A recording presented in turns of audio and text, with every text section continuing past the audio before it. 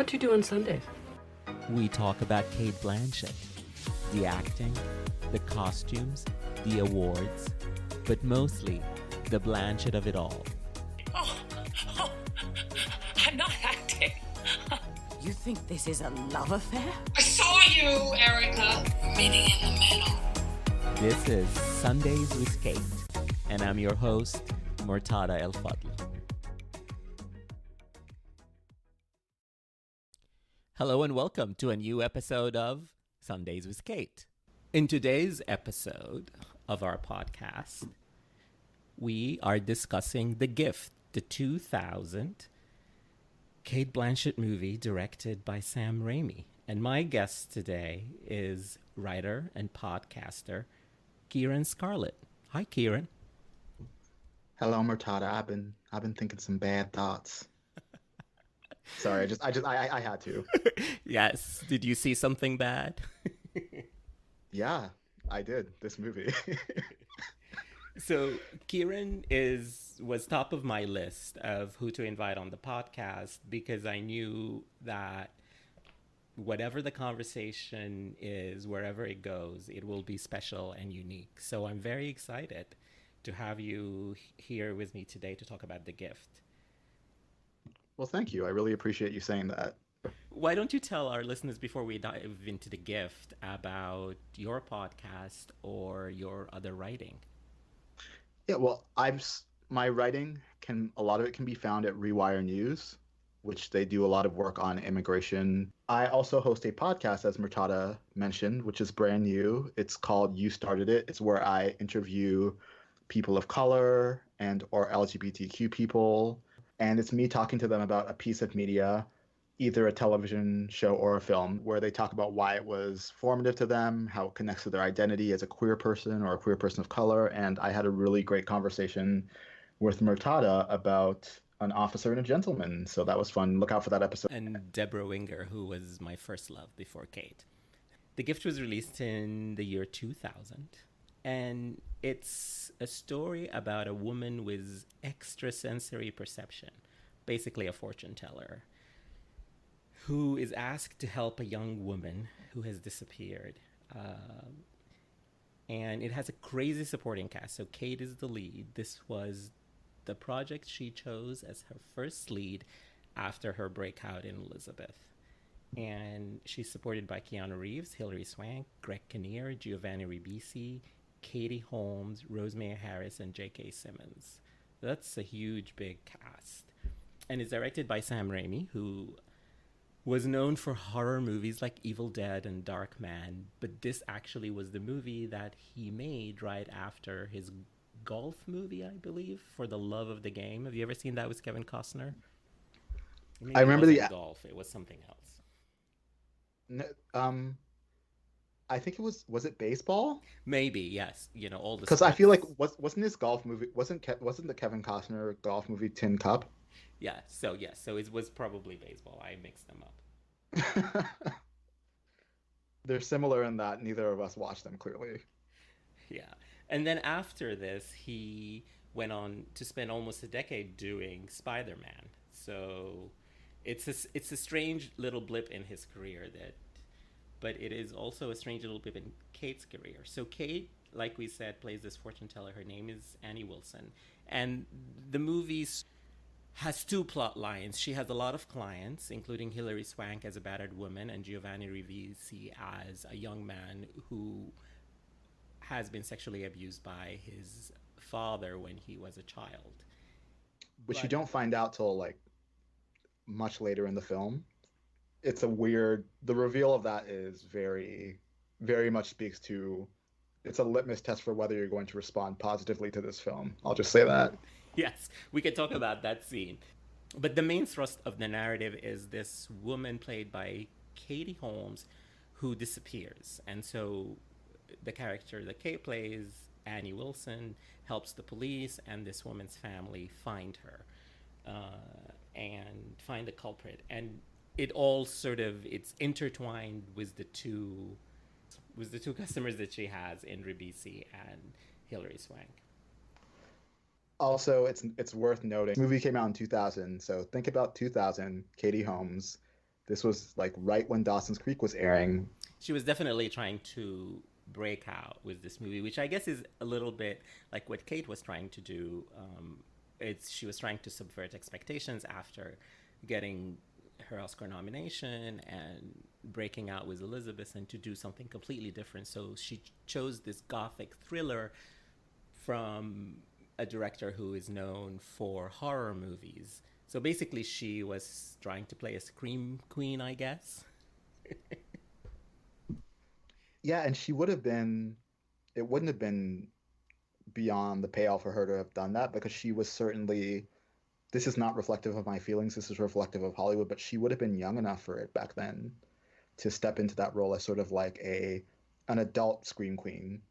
Just the whole thing of Katie Holmes wanting to break out, like I feel like so much of this movie was about how the actresses were trying to step into a different phase of their career and they were all lied to in some way, where like Hilary Swank was clearly trying to make good on her Oscar win kind of by surprise for Boys Don't Cry, where she beat Annette Bening in the big Best Picture winner American Beauty, and Katie Holmes was trying to be known as a movie actress. So You're not that Wilson that's a fortune teller, are you?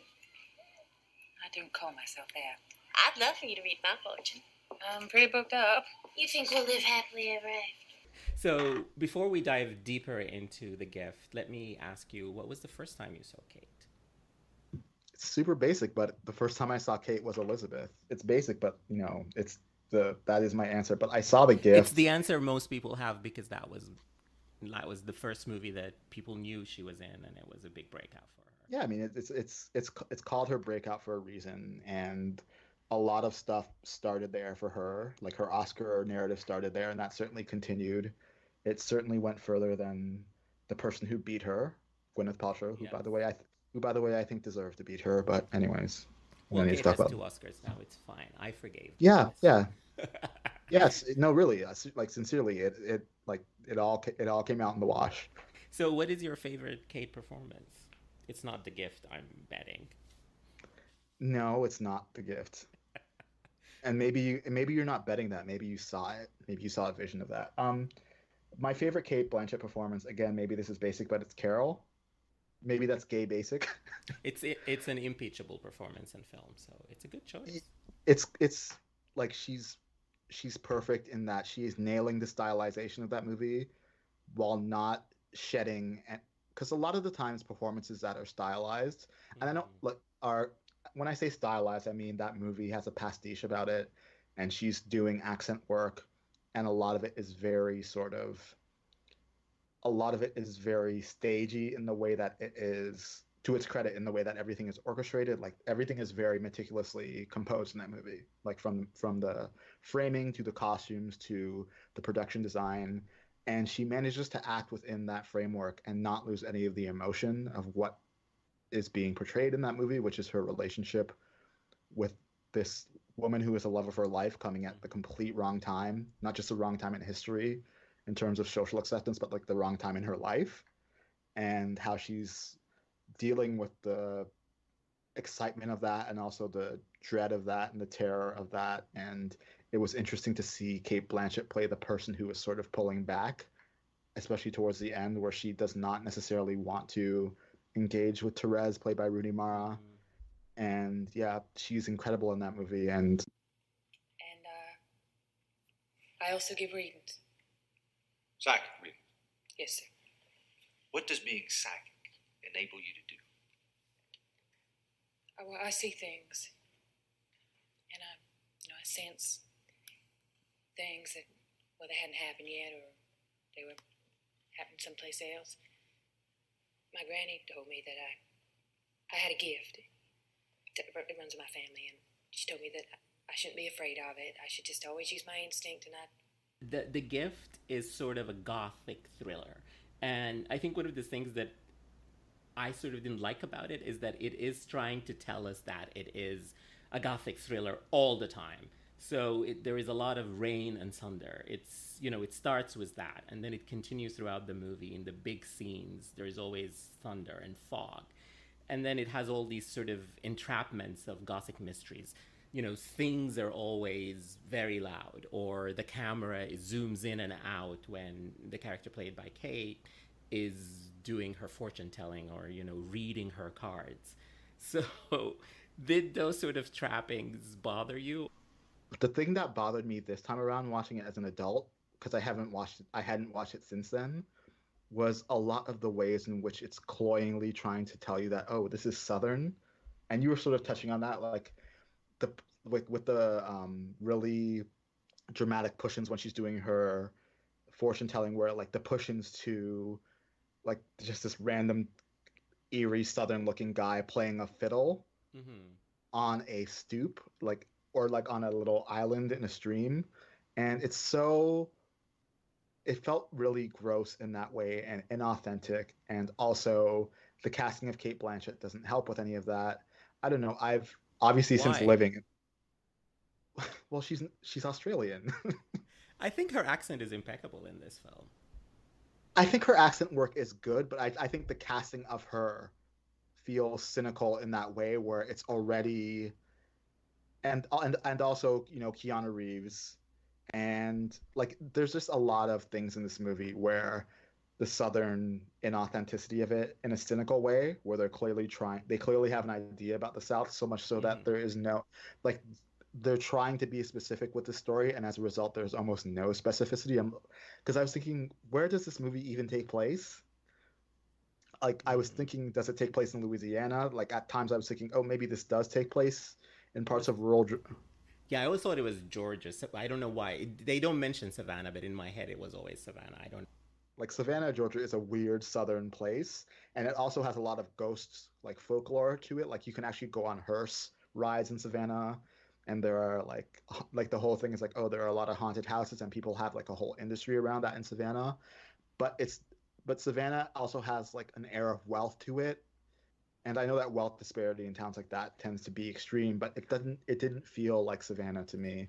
And It's a very small town, so it's a it's very small what town, so it's one of the things that it's sort of like I think the movie is doesn't portray very well is that there's basically I don't know 10 characters, and that they're all involved in the story, so there is not really, to your point, a feeling of where this is set, what is the space. And I do agree with you, the supporting cast is going really over the top.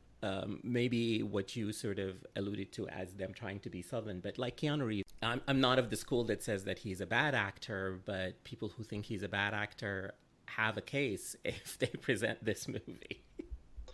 yeah, yeah. I love Keanu Reeves, and I can't defend him in this movie other than to say that aesthetically he's really hot. But specifically in this, I mean in general, but I think that him and Hilary Swank being husband and wife in this movie, and he plays her husband who's battering her. It's an interesting pairing in that I think they're kind of similar in the sense that I think that the people who hate them and think that they're bad actors have a lot of evidence in their corner. Mm-hmm. But I think the reason for that is, A, casting directors are not imaginative in Hollywood.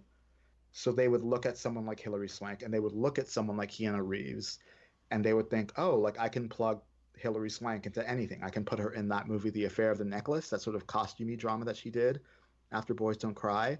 Or I can put her in this, where she's playing this battered woman. And same with, because her identity summary in broad strokes, it seems castable. Like, she's an attractive white woman. But I think that they are both good within a very limited range. And I think that this is not what either of them are good at. Yeah, and this is, also Hilary Swank had not made many movies when she filmed this. And, sometimes you need a few movies to hone your craft and learn where you are and what the camera does and all of that. So she was To- still. Totally. And Boys Don't Cry is not a typical was not a typical movie making experience. Like, that was not a big studio film. So yeah, she clearly, like, she didn't have a chance to sort of become less green. And Okay. I think it shows here. But back to Kate for a moment. I think that Kate, watching this, I think her performance is kind of a wash in the sense that it doesn't hurt or harm the film. And I agree that her accent work is good in the sense that she never pulls me out of the movie. It's not a Nicole Kidman situation where no matter where the movie takes place, even Australia, which takes place in Australia, I always find myself asking, where is Nicole Kidman's character supposed to be from? Yeah. Because I think we're eventually going to find out that there's life on other planets. And I think the way we're going to find that out is because we're going to find out that Nicole Kidman is from another planet because she's so otherworldly and her accent is not Australian. But Cate Blanchett is able to do that. She's able to dip into accent work very well. Like both of her Oscar wins involved accent work, in fact. And she's quite good in this movie in the context of a movie that has no idea what to do with her character beyond function. I was going to say beyond function, but even they don't even know the function of her character, honestly, I mean, I was because surprised that she chose this movie. There is a quote of her. She did a lot of interviews for this movie after when it was coming out, and there is a quote that she says in an interview with Newsweek that there were plenty of offers to drive a film after Elizabeth, but there was no point in driving a film if you don't have a story to tell. So this strikes me as sort of an interesting look into why she chose this movie. So to me, this means that she maybe wasn't interested in her part, but she just liked the story and maybe like wanted to work with Sam Raimi because it's not much of a part. She is the lead. She is in almost every scene. But to your point about what you were saying, it's kind of like a part that anybody could play. And the other thing that I think is when, we talked about Keanu and Hillary and we haven't even brought up Giovanni Ribisi. All of them are sort of going big, particularly Ribisi. And Greg Kinnear, spoiler, is actually the culprit. And he, in every scene... which obviously he is. Yes, he's telegraphing it in every scene. I'm guilty. But Cate is doing such subtle work. And it's all sort of like in her voice and in the trembling of her body whenever these things are happening to her character. And sometimes when I was watching it, and I did enjoy it because it's such a bonkers story that it's just entertaining. There's always something entertaining. This movie is nuts. This movie is nuts. You should watch this movie. It's nuts. Yeah, but also I was like, is she in the same movie? Because she's giving it gravitas and doing it, but I kept thinking maybe we needed an actual scream queen, somebody who would sort of give us the hysterics and the dramatics that this story is pitching. When you say need, what do you mean? Like, what do you think that would have done for this movie? I'm genuinely curious about that because, like, what do you think that someone like a Nev Campbell doing sort of a broad Southern accent in this role would have been able to do? Because Nev Campbell is actually not that much younger than Cate Blanchett. Mm-hmm.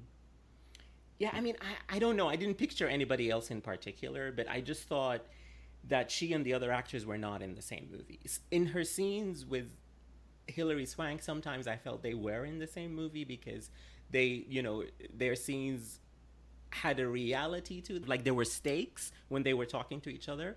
But in every other scene with like Greg Kinnear or with Keanu Reeves, I was just like, okay, they're just playing. They're just trying to entertain us. And she wasn't doing that. So the scenes kind of didn't work for me. Yeah, I mean, this is an awful thing to say, but I'm going to say it. There's this moment where she's talking to Hilary Swank's character, played by her name is Valerie. She's talking to Valerie Barksdale. I will never forget the last name Barksdale as long as I live, because it's such a perfect name. She's talking to Valerie. Yeah. And she's like, you can take off your sunglasses. I know he's been hitting you. And Hilary Swank takes off her sunglasses. And she has this giant purple welt, like a black, it's like, and the makeup work is so extreme where I'm like, if he hit her enough to put a California raisin on her face, why is she not concussed? Why is she not in the hospital? But like, if it's still that big, like it was so extreme and like not even performance ways, but in ways like that, where they're like, oh, you don't know what it looks like when you get a black eye. It doesn't look like that. If it looked like that, that means he just hit her. Yeah. And she wouldn't be there if he just hit her. She'd be in the hospital. And not only that, if he's been hitting her, and this is a small town, he would know to hit her enough not to leave a mark that big. You know what I'm saying? Because that's like, he is an abuser who's controlling her, and they are very adept at that. Yeah. I mean, everything is too much. And I think the other thing that is, this movie is very violent. Hilary Swank is playing a battered wife, but her husband, Keanu Reeves, just casually strikes the character played by Kate right in the stomach in front of everybody in town. And that sort of just took me completely out of the movie. It's like something In like front of this cop, would not in front of happen. cop, in front of Yeah. cops at his house who are looking for a body Yes. that they find. By the way, they find her body at his Yes. house, well, in his pond. So that's similar to what you were talking about with Hilary Swank's makeup. It's just everything is crazy. Although the one crazy note that I really appreciated is there is a scene where it is revealed to us that Giovanni Ribisi's father has been abusing him as a kid. And throughout the movie, they dropped hints because he's always talking about the blue diamond. And there is a scene, and it is big, and it's pitched very loud, where the camera zooms in on a blue diamond tattoo on his lower stomach. So it completely just tells us exactly what has happened to this character when he was a kid. And I sort of appreciated the movie doing that because I think movies now, it's 19 years since this movie was released. Movies now are just too polite to sort of do something like this, something as visceral and as like gotcha like this. Yeah, I mean, I agree, but also I found it troubling, but I don't. I found it troubling, but not problematic. I found it garish in the sense that like it's garish in the way the rest of the movie is. But I agree with you. It's not problematic in the way that it presents the reality of it. I think that in the context of this very, very over the top, tacky movie, it's like the most tasteful way they could have presented that information. And it's While- not while- tasteful at all. And it's not tasteful at all because, like, by the way, you see the tattoo very clearly because it's surrounded by fire because Giovanni Ribisi has doused his father. He's tied his father to a chair and is beating him with a leather strap, and then he lights him on fire. Yeah. I mean, it's tacky in a lot of ways. Like, even if we look at the costumes, Kate is costumed very demurely, always wearing long sleeves and long skirts. And Kim Dickens plays her sort of like party girlfriend, and she's in minis. And Love her. I love her She, too. she she does not live. She's not from the same decade as the rest of the characters in this movie, both in her dress and hair. But I love her. I love that actress in general. I love her too. But I was just making a point about the tackiness. So her character is costumed completely differently, and so is Katie Holmes. And this is to sort of tell us, oh no, Annie Wilson is good, but these other women might not be. Which is really offensive, I think, and that's such a basic word to use. But it's funny that it's not funny. It's awful that Katie Holmes is reduced to playing like such the whore to Cate Blanchett's Madonna, where because Greg Kinnear kind of has this flirtation with Cate Blanchett's character, and they honestly have a weird chemistry, which is strange, and a lot of this has to do with the fact that Greg Kinnear does play a sympathetic character in the movie at this point, if you're not clocking the fact that he's his character, because he's playing someone who lost his fiance. And you do find out that she was cheating on him with Keanu Reeves. But there's this chemistry between them because Cate Blanchett plays a widow. And now he is not technically a widower because he wasn't married to her, but he's someone who has lost his partner. And so they're bonding in that way. And part of me wondered, since Cate Blanchett's not super interested in the story, maybe she should have been the Katie Holmes part, and maybe she would have been able to push back against some of the grossness of it. Like, I almost buy her more as that and like selling that more, because I think that the whole murder mystery of it all, it doesn't seem like it's important. The movie doesn't want to position it as important, but it takes up so much of the second half of the movie, right? Yeah, it does. Like, and there's like they even go to court. Like, this is where it lost me. I'm like, where it's a court case now? yeah, exactly. And like Cate Blanchett's having to testify, where like who is calling a medium? Who is calling a backwoods medium to testify? Defense or prosecution? Like, she doesn't serve either of them well. Yeah, I want to go to Kate's performance, and I want to mention something that you mentioned about her chemistry with Greg Kinnear. I would give her credit for that, sort of what you termed as a little off, because I think she's supposed to be playing this woman who is interested in this man, but also because she's a medium, she knows he's the bad guy. So I think Kate calibrates that well enough that we see that something is off. Despite her supposed attraction to him, she's not really willing to go further with him. And maybe that sort of tension, she brings it out. It's certainly not brought out in the script, but I think the performance brings it out. And also there's layers to it I mean, if you are trying to obscure the fact that Greg Kinnear is a killer, it's smart in the sense that Cate Blanchett, in addition to being this person who has visions, she's also mourning her husband. Like her husband has recently passed away, and so after the death of a partner, like the first person you go to after that, it's always, it's always difficult. There's always a sense like, am I betraying the person? Am I betraying my dead partner in some kind of emotional, spiritual way? I'm talking about the ways in which men, like Mm-hmm. male screenwriters, sort of basically characterize women in these very narrow emotional ways. But I think that she does sell a lot of that. But I also think that the casting of Greg Kinnear is perfect for this. But I also think that Kate is really adept at selling the chemistry, to get back specifically to her, because she does have a way of getting really great stuff out of her co-stars who are maybe not, I don't want to say who are not doing great work otherwise, but like, to use the example of her and Leonardo DiCaprio in The Aviator, for instance, Mm-hmm. I don't think that she is the best female performance in that movie.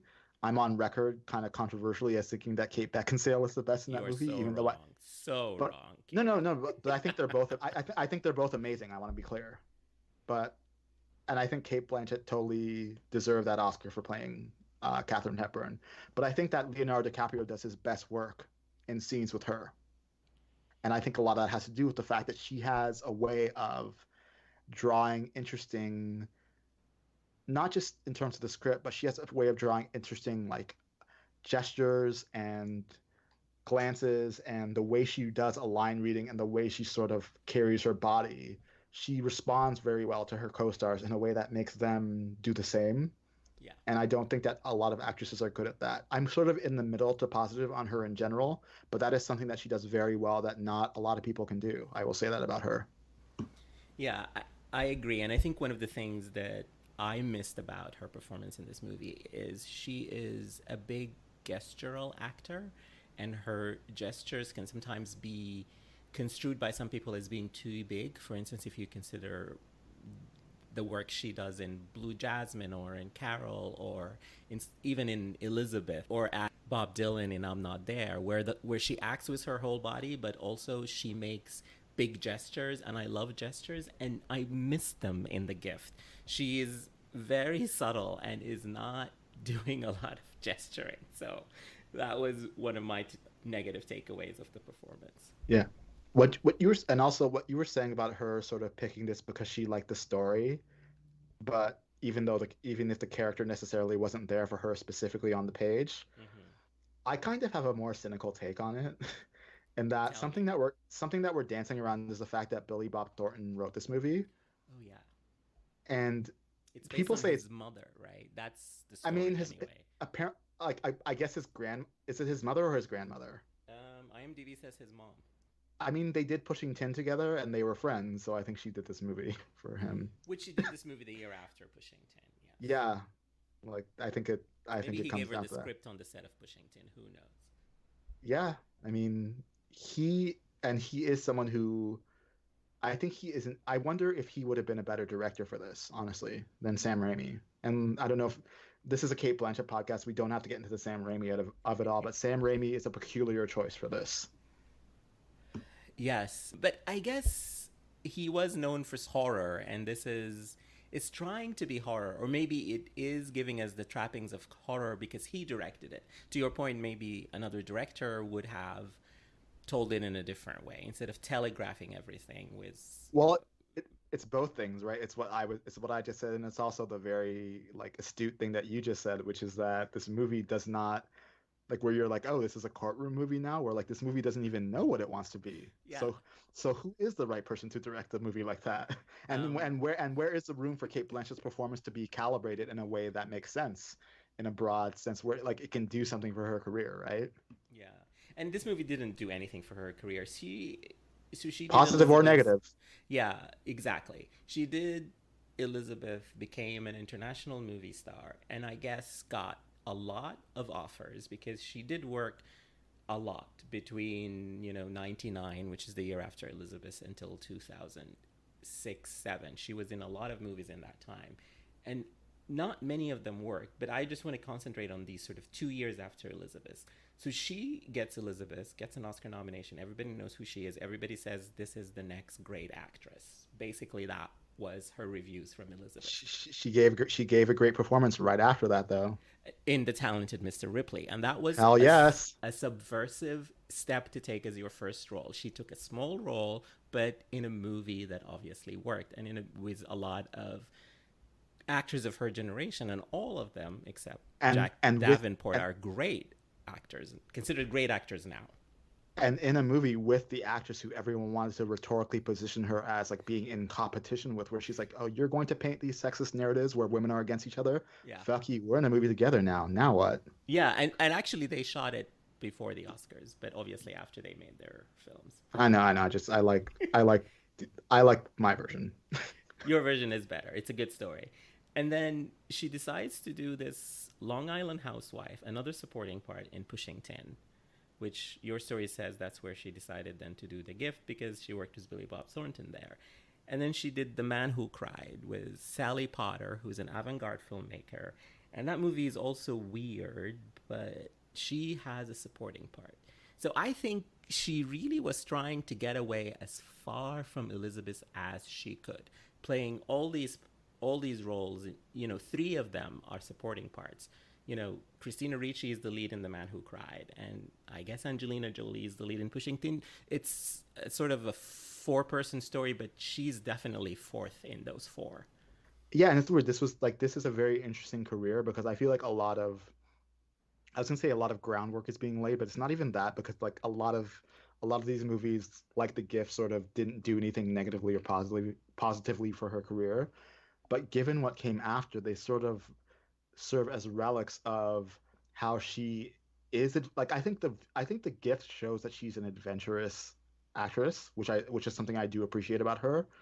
Like she will take roles where people are like, what, her in that? Where like even something like the Thor movie, and you can argue maybe that was a paycheck, but she clearly enjoyed what she was doing in that, or what she does in something like Hana, the Joe Wright movie with Saoirse Ronan. Mm-hmm. I think she often finds a way, even if I don't always love the result, she finds a way to take roles where she is able to, or at least show through the script, different sides of what she can do. And like she's not afraid to take supporting roles too, which is something like, you know, you would think, given the ego of Hollywood and what, like, you know, after you're the presumptive second place in Best Actress, you know, you would assume that you want to get another one, like, and she's not afraid to take movies where she's not it's a lot of supporting parts, focus. And even in, you know, the famous story from the shipping news, which is a terrible news, but it's a terrible movie, but there is one sort of anecdote that fits what we are talking about, which is she was offered the lead part that was eventually played by Julianne Moore, and she's like, that's not interesting. I'd rather play that small part that dies 10 minutes into the movie. So she has always sort of done this. And I have to say, as a fan of hers since Elizabeth, I was very frustrated in the early 2000s because I was like, why is she in these movies? Why isn't she leading movies? But you know what? I think in the end, she sort of worked in a lot of movies with a lot of different directors, played a lot of different types of stories. Like, you know, The Gift, Pushing Tin, The Man Who Cried, and Elizabeth don't have anything in common, nor do the filmmakers behind them. So I think that gave her a lot of experience and to sort of hone her craft. And she was young when she did she was younger than me when she did all these movies that we're talking about. She was 29 when she shot The Gift. Yeah, exactly. And I'm turning 33 in like a few hours, and I'm thinking to myself, like, yeah, she was figuring out what her deal was, basically, after she broke through and Hollywood suddenly wanted her. It's like, okay, well, now Hollywood wants me for everything. I know I'm not good at everything because no one is good at everything. What am I sort of suited for? And I think she has more or less found that. She has found that through a lot of, like, she knows now, like, I don't think she would ever work with Ron Howard now. Yes. But that's because she worked with him on The Missing. and she worked with him on The Missing when she was like 33 or whatever, and she now knows not to work with Ron Howard. Not to say that Ron Howard is a bad director, but I don't think Ron Howard and Cate Blanchett make for a good match. Yeah, but I And think so she now has a Western on her resume. So and also she now has a Western on that resume, and there are people who think she's good in that movie. uh, So, and that's not a movie that, and again, that's not a movie that hurt or harmed her because that was the same year that she was in The Lord of the Rings, Return of the King. Like she was also in the Lord of the Rings movies, yes. which didn't necessarily do a lot for her in terms of artistic cachet, but in a way they did because she had these movies. She She had is famous because of them. It's she is famous probably the because of them, movies absolutely. that most people have seen her in. And look how she was able to make the Lord of the Rings trilogy work for her as an actress in a way that Miranda Otto was not, in a way that Liv Tyler was not. And she was in those movies less than both of those But actresses. she had a big impactful scene that people always quote, right? So I think she's Well, smart that way. I mean, and also she's Cate Blanchett in there, them. Yes, that's true. So I wanted to ask you, I've already sort of mentioned that my favorite scene was, although I can't call it favorite, the Giovanni Ribisi scene. Are there, and I always ask people what sort of scenes worked for them, but I kind of struggle to come up with a scene in this movie. This movie just has to be taken as a whole. I can name several scenes that were my least favorite, but I can't think of a scene that really worked. Do you have a scene that really worked for you in this film? I think, although I don't like the context of what's going on with her and the sons, like especially the oldest son, because they're doing that sort of thing that they often do with mothers and their young sons, which is done to really good effect in something like Terms of Endearment or Aaron Brockovich. That's sort of just like resentment boys at that age have of their mothers, especially if they have absent fathers. And it's like amped up to 11 in this case, and really, it feels really misplaced in the sense that their father is not absent. He didn't leave her. He died, and she's not the one who killed him. So I know you're mourning your father, but like, calm the fuck down, kid. Like, why are you yelling at her? But I think she has good maternal chemistry with those kids, which is such a like, dick thing to say. And I also think that comes out in her scenes. I think that comes out in her scenes with Keanu Reeves, honestly, where like that scene where he comes over to her house at night Yeah. is a really unsettling scene because that's the first appearance of Keanu Reeves where he comes over to her house, I believe, at night to threaten her. Does he strike her in that scene too? Does No, he he doesn't. strike her every time he sees her? He does not hit her in that scene. But her kids are kind of in that like in the it's kind of like a tract house, so they're like in the back sort of, but they can see what's going on. I think that's very effective. And I also think the scene where the one son is walking home and Keanu Reeves sort of threatens him is very menacing. I think that scene does. I think that scene goes a long way in terms of advancing the narrative and showing that he is like showing that he could have killed Katie Holmes basically because he's like Yeah. threatening this kid. And then Giovanni Ribisi shows up, and I don't enjoy that as much because he goes big, as he always does. We're kind of dancing around Giovanni Ribisi. What do you Yeah, think of him let's. in general? Um, you know what? I haven't thought about him in many years, but when I saw this movie and then I went and looked at his filmography, I think when this movie came out, he's second billed after Kate, and it's not alphabetical. So I think, and also just looking at the sort of movies he made around this time and what he was doing, at that time he was sort of as this great upcoming actor. But I've always, especially in this film, he's too much, too much, too much, too much. What do you think?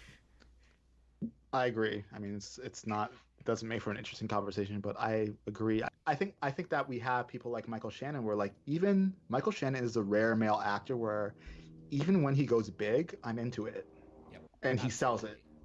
Like even like he goes. I kind of wonder why it was Richard Jenkins and not Michael Shannon who was nominated for Shape of Water, but Michael He was Shannon is he was really more sympathetic. Michael Shannon really gives us what Giovanni Ribisi was trying to give us, especially in this. Like, can you imagine Michael Shannon at his peak? powers in the Giovanni Ribisi role in this movie, then maybe like we could have been able to do something with Yeah. that ending And and that, sold yeah, it. that would have been a great combination of him playing with Kate, because a lot of her scenes are with Giovanni. A lot of her scenes are with him, and they're meant to deepen both of them emotionally in terms of their performances, and it just really serves to show the deficit between what she's trying to do and what he's trying to do. You Yeah. know? I have to, when we talk about Ben Foster, like, Ben Foster is probably what Giovanni Ribisi hoped he would be, because I get that Ben Foster is sometimes too big, but I feel like Ben Foster burning with emotions where when he goes big. So there is a sense of honesty and truth to what he's doing. It's not all, it doesn't always work, but there is. I agree. I But mentioned I mentioned Ben Foster to point out a deficit, even though I don't. yeah. I was just saying I don't always love him when he goes big, but he goes big better than Giovanni. Yeah, and Giovanni, I just thought he was like a kid playing, you know, I don't know, in a school play or something. It's Yeah, just this was not a good performance. it was not a good performance, but not only that, it's the type of performance that someone's giving where I felt sad watching it, and then I thought to myself, I'm like, did Giovanni Ribisi die? And I'm like, I looked it up. I'm like, no, he didn't die. I'm like, is he one of those actors who died a few years ago? No, he's not. But I feel like he definitely thought he might get a supporting actor nomination out of this, if like the Yes. chips fell right and like it's being headlined by a Best Actress nominee. I bet he thought it was possible, and I don't know what they reward in male acting is so weird. Like this easily could have been a Best Supporting Actor nominee given Oh, some of the performance for they sure. If nominate. this movie made a little bit more money, he would have Yeah, been nominated. yeah, which is wild. You nailed that on the head. Totally. He would have totally gotten the nomination. Because it's not worse than Stanley Tucci in that movie where he's a serial killer. The Lovely Yeah, Bones. and it's not worse. It's not worse than it is worse than J.K. Simmons in Whiplash, but it's not. It's not more emotionally complicated than that, and it's not more. It's not more emotionally rich than that. Like it really is just loud, and I think that's what that category is Yeah. a lot of time. Except when they're trying to communicate to Sylvester Stallone, no, we really don't like you. We're going to give Best Supporting Actor to this British theater actor named Mark Rylance, who was in a movie that we didn't even like that much. That's how much we still don't like you. Yes. And, it's speaking of actors, when I went and did some research about, just press from the time this movie was released. And a lot of it was saying that all these actors, including Keanu Reeves, and I don't know why, signed to make this movie once they knew Kate was in it, and they all were paid scale. So I guess that was part of the marketing. Look at this upcoming actress. Not upcoming. She was already considered the actress, the leading lady, and that's why we worked for less money, which is sort of I don't an want.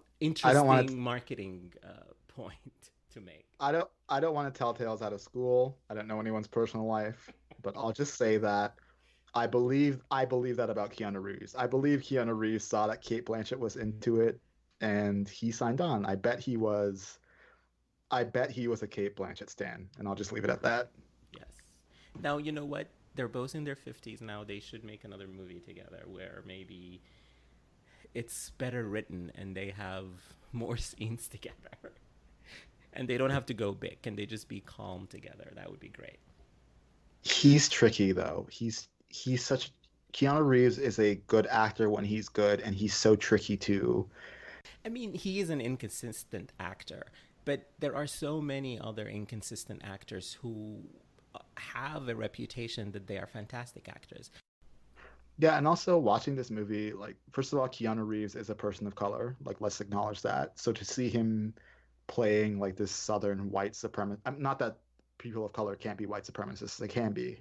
It's very complicated white supremacy, but to see him in that role was very upsetting to see him be like and like the way they telegraph that he's like the worst of the worst, where like not only does he beat his wife and not only is he coming to Kate Blanchett's house to threaten her about it, where he's like, you're just some witch trying to fill ideas in her mind. You're no better than a Jew or a nigger. It's like, well, what do either of those things have to do with being a witch, first of all? It's just You're just about telling us more that he's the worst. you're just trying to tell us that he's racist, which by the way, like we don't need that. There aren't any black characters in this movie for him to there aren't any non-white characters in this movie for you to do anything with that anyway, so why are you even going there? Yeah. Yeah, it's a very white movie. And also like Jeremy Renner, clearly. Jeremy Renner was making movies at that time. He was in indie movies. Like put Jeremy Renner in that part. He'll fit right in. Not in a bad way about Jeremy Renner, but I actually No, think he, that he could play it for sure. I actually think Jeremy Renner is an actor who could have done something more interesting with that than Keanu. Yeah, I agree. Yeah, Keanu's not in good in this movie. So, kind of where we fell on this movie is that it's sort of entertaining because it's so bonkers, and that's why you should see it. But there is really no reason to see it, even if you love any of these actors in it. They've been much better in many other movies. And this brings me to the question of, does it have any cultural capital? Like, it's easy to access today no one because remembers it's this on movie Hulu. exists. No one remembers this movie exists. I feel like it does because it doesn't serve as a landmark or a benchmark in anyone's career who's in this movie, right? No, not at all. Like who remembers that? Because this is 2000, so this is the year before Cate Blanchett started being in the Lord of the Rings movies, and that's really when like Elizabeth made her famous with people like us, but like Lord of the Rings made her a name with people Household name, who like made her like a household name with people who like maybe see like 20 movies a year, you know what I'm saying? Or like less than that. yeah. I mean, there is And probably people who only saw the Lord of the Ring movies, and that's it of all yeah, their exactly. filmography. Exactly. And by the time she won for The Aviator, no one was thinking about or even remembering that she was in this. Or any of her movies between 99 and 2004, except maybe The Talented Mr. Ripley.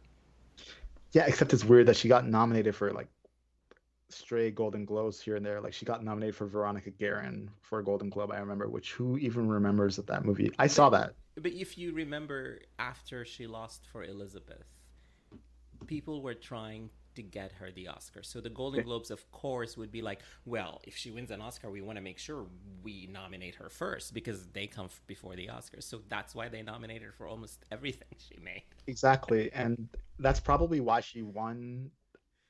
That's probably why she won for The Aviator because that was a three-way that was a three-way race, right? Between her and Virginia Madsen and Portman. Yes, but I think the Academy would not have resisted giving an Oscar to an actor playing one of them an Oscar winner. Like that is just too much for them to resist. Well, in that she did everything right, and that performance is great, and it helps that the movie is interesting.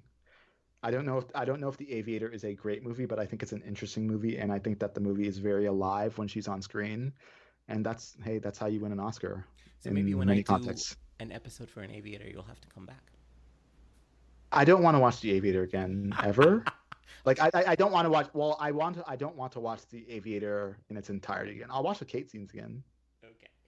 both Kates. But do you? So- I want to ask you something, which is, Sure. do you like we're kind of dancing around this, and you said that you like her accent in this, but like, do you think that just sort of divorcing from like what it did for her career and compared to her other work, like, do you think this is a good film performance that she's giving in the Gift?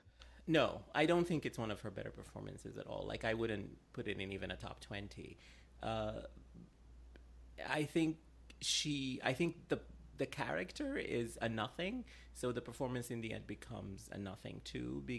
But I think she has outwardly did what she could do. Is like the technicalities of the performance are there. Like the way she holds her body, the way she speaks, she's got the accent. Like these things, the sort of outward performance things, she nailed them because she's a fantastically technical actress. So she nailed the technical part, but there is nothing to the part for it to be a great performance. Yeah, this is a classic example of an inactive protagonist. Like she is the inactive protagonist of this movie where she just sort of exists at the center of everything that's going on around her, and she is completely inert in terms of her character arc. There's no journey that she goes on, which makes it feel very much like a not Cate Blanchett role. Mm-hmm. And I'm not going to say that it is a Sandra Bullock role, but it's a Sandra Bullock role in the sense that this is the type of role that would have gone to Sandra Bullock at this time. Where I'm like, it's weird that this is not Sandra Bullock. So I want to go back to something I said earlier, which is the Scream Queen. Like I didn't envision anybody else in this role, but I wanted a little bit of, Cate saying, "You've got a hurricane in me." That big scene of her in Elizabeth the Golden Age. She would have been in the same movie as Giovanni Ribisi if she did that. I don't know that Annie Wilson has a hurricane in her. Probably not. She maybe has a drizzle. And that's why I think this movie kind of doesn't work. Even if something like The Life Aquatic Steve Zissou, which is a nothing performance for her as well, in terms of what that movie envisions her doing and what it allows her to do, but she's formidable in terms of her presence in that movie. Yep. She has a strong presence always, but not in The Gift, surprisingly. Mm-mm. So I have a few questions for you about Cate, but before I get to them, is there anything you wanted to say about The Gift that we haven't talked about? I like the score. I thought the score was I really found myself noticing the score this time around. Like, I thought it was very evocative and would have been an easy nominee for the Oscar in a better movie where it fit. I thought this was great. I don't know that Billy Bob Thornton is a good writer after watching this movie because I mean, there are other things about Sling Blade that helped him win that screenplay Oscar, like the fact that he was in it. And yeah, that was more about rewarding him than actually what he wrote. And he hasn't written anything in a while, right? I mean, I don't remember certainly that he has written anything in the last decade. So is he still working? Because what has he done last year? He is doing TV shows. He was in Fargo. He was in something else, and I don't remember its name. Oh yeah, he had that great haircut in Fargo. Yeah, so he's working for sure.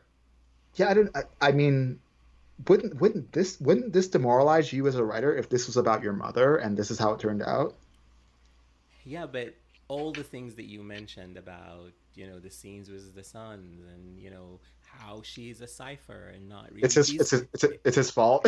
It's his fault because he probably can't see his mother from a distance to actually write an interesting character for her. I agree. Which is why don't fucking write movies about your mother. Exactly. That's the lesson from The Gift, kids. Don't write movies about your mother when you're a man and you have not done any emotional work on yourself, which he clearly hasn't. Because he still will sometimes say gross things about Angelina Jolie. I'm like, you guys were married forever ago. Get over it. Sorry. So I'm gonna ask you a few questions about Cate. Are you ready? Yes, I am. So we talked about a lot of her movies, and we mentioned a lot of her movies, which is great because that's why we're here. But I want to ask you a question that I don't think you have mentioned, which is, when was Cate underrated? She is somebody who is often considered overrated just because of her reputation, but when was she underrated to you? This is a weird answer, but I think she's underrated and I'm not there because I think that people view that performance as very much gimmick and the Oscar nomination that went along with it. But I think that's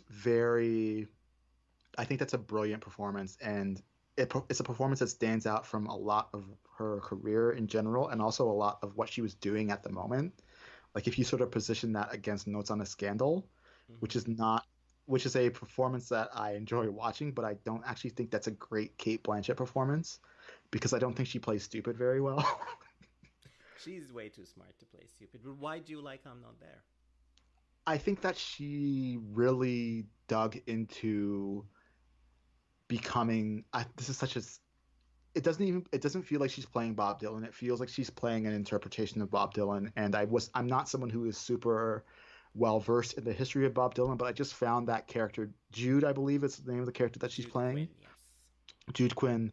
I felt like the whole gimmick of she's playing a man. I felt like that was so little of the impact of that performance to me. I think that her reserve and her sort of bombast, because you could feel her playing unearned bombast very well in the sense, maybe not unearned, but maybe overstated.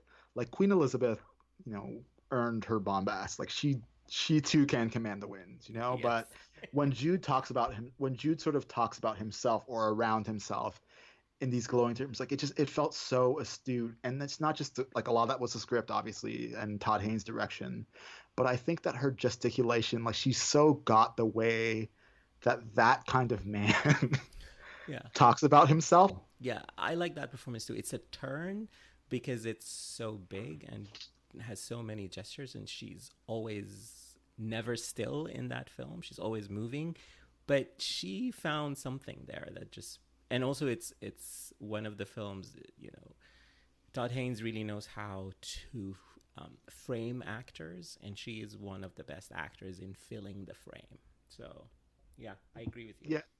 And I say it's weird to bring that up as an underrated performance because I think she probably came very close to winning for that. Do you agree? I think so, yes. But I mean, who knows what was going on in that category that year? But yeah, I think that she it's- came. You're right. It's underrated in that when people mention her performances, they reduce don't it. mention it. Well, and I think that people when they talk about her in the context of that Oscar year, I think they reduce it. They reduce that performance, and you know, a lot of people were reducing it in reaction to being like, oh well, look at what Tilda Swinton's doing in Michael Clayton, and that's such a great performance, which it is. And why don't they ever reward subtle but you know nominated work like that? Yeah. Well, they did. They did. The best performance in that category won. Tilda Swinton was the best, and she won. Can we stop shitting on Kate now? I know, right? Please do that. So, who is your favorite Kate scene partner? You can't say Rooney Mara. I can't. No, you can say what you want, Garrett. I'm just kidding. No, it's Rooney Mara. What the fuck are you talking about? It's Rooney Mara. No, I also think she did do, and this is not an actor I favor, as you know, but I think she did great. I think she did great things with Leonardo DiCaprio in The Aviator. Yeah, I think he needs to find someone of her stature to work with again.